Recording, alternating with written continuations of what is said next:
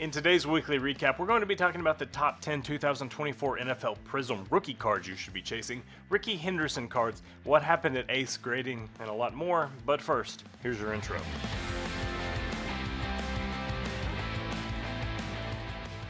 Alright guys, full disclosure, I filmed this video on Friday morning. I thought it went really well, and it's currently Sunday afternoon, I did not realize it didn't post until like just a bit ago. And of course, I'd already deleted it from my computer, so we're just running through it again. It's not going to be a super long video, there's not that many articles from last week I want to talk through, but I didn't want to cheat you, so we have a Monday weekly recap instead from the previous week of sports card content published on cardlines.com. So let's dive into that immediately right here. Top 10 Prizm Rookies for 2024. This is going to be probably the best discussion piece for the week.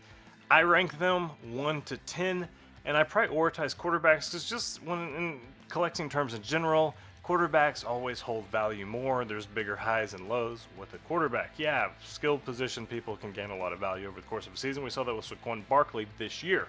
But for long-term investing, a quarterback's going to have a longer shelf life, play more years if he's good, and just have always been the golden boys of investing. So I tried to give priority to the quarterbacks. This is not my list of the best rookies from this year because I think Brock Bowers has just been phenomenal and he's so fun to watch. He's 1 or 2 on my list for sure. But if I'm talking about buying cards for long-term holds, Jaden Daniels is my number 1. We have Caleb Williams clocking in at number 2, and then Drake May. You could argue that Drake May might be higher on this list than Caleb Williams, kind of depending on what you think of both of them. But they both have very good potential. Bo Nix came in at number 4, Michael Penix Jr. at 5, and then Brock Bowers, my favorite rookie, at 6. And then just because we don't know anything about him thus far, J.J. McCarthy at 7. Note that McCarthy and Penix have rookie autographs in Panini and Prizm sets, so that makes them a bit more exciting. And we also have a ton of good receivers: Malik Neighbors, Brian Thomas Jr., Marvin Harrison Jr. I put Marvin Harrison Jr. at number 10 and kind of felt bad about it because he hasn't put anything on tape this year that has really made me think, oh wow, this guy really has it. He kind of seems pretty passive out there. I think he has the skill set if he can get the mindset, if he has that dog in him. Right now he kind of looks like a Shih Tzu or something out there. Like he's pretty apprehensive. And then also I think Jared Verse is a beast. It's just defensive players don't typically age well in sports cards as well.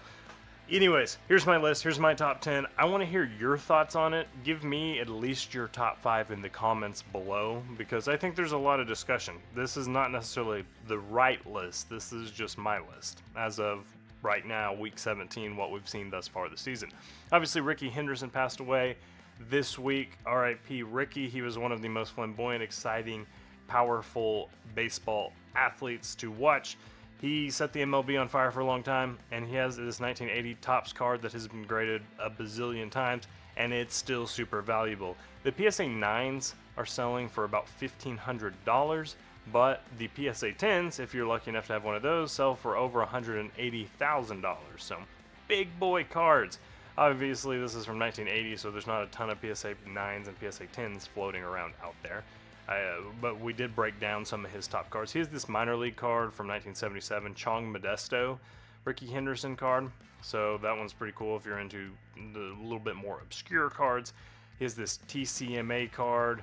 And then there's a Topps Traded somewhere right here. Topps Traded, this one's kind of fun when he was at the Yankees. So check this out if you're looking to invest in Rickey Henderson.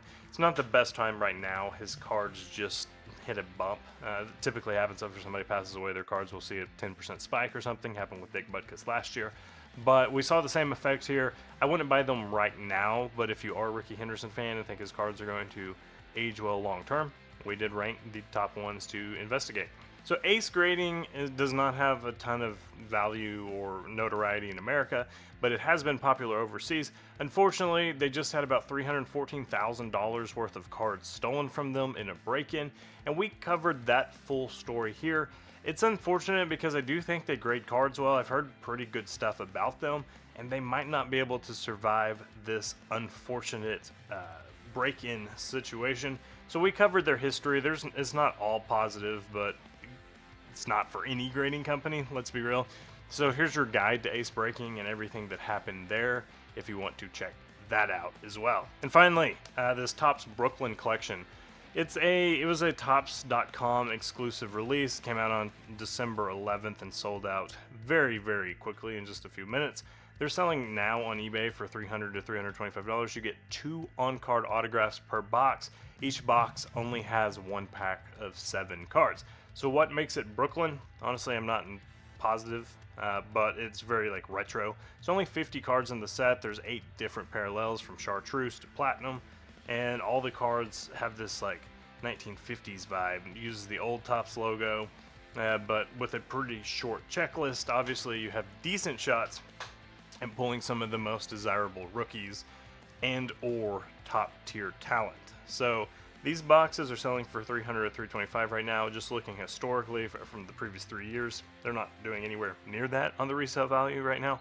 So I think, yes, the 2024 class is a very good draft class, but I also just don't know that this is a long-term hold, especially at the current price. So we got it looks like it's, like I said, about $100 more than anything from the previous. And these rookie classes have some strong talent too. Maybe not like this year's class, but who knows? I'd stay away from it for a long-term hold. If you're looking to like potentially roll the dice and rip, this might be a fun product to break into. All right, that's all we have this week. I have another video coming out pretty soon where I'm talking about, I think we'll release it on Wednesday most likely, just talking about how the grading industry as a whole is looking as of late, with some pretty big takeaways, covering one of our big articles on cardlines.com that I left out of this newsletter. Come back then. I think it's going to be a pretty important piece to think through. See you then. Sorry for the delay. Have a good one.